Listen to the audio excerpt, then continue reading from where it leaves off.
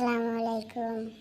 আমাদের ভিডিও পেতে আমাদের চ্যানেলটিকে সাবস্ক্রাইব করুন এবং বেল আইকনটি ক্লিক এই সুমহান আয়াত, কোরআনের সর্বশ্রেষ্ঠ আয়াত, যেটিকে বিষ্ণু ইসা ইসলাম সকাল সন্ধ্যা পড়তে বলেছেন প্রোটেকশনের জন্য, সে আয়াতের তাফসীর আমরা শুনি। সবাই আমার সাথে সাথে আওয়াজ করে পড়ুন, আউযু বিল্লাহি মিনাশ শাইতানির রাজীম, বিসমিল্লাহির রহমানির রহিম।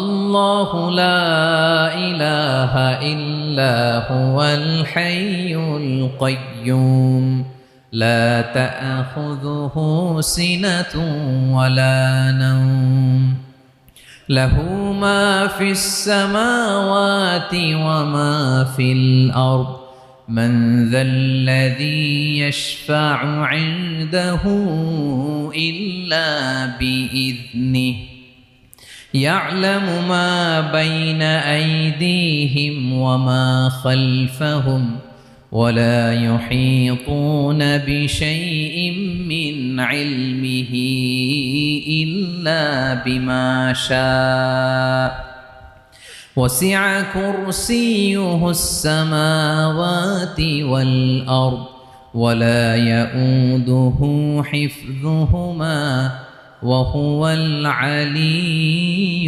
العظيم।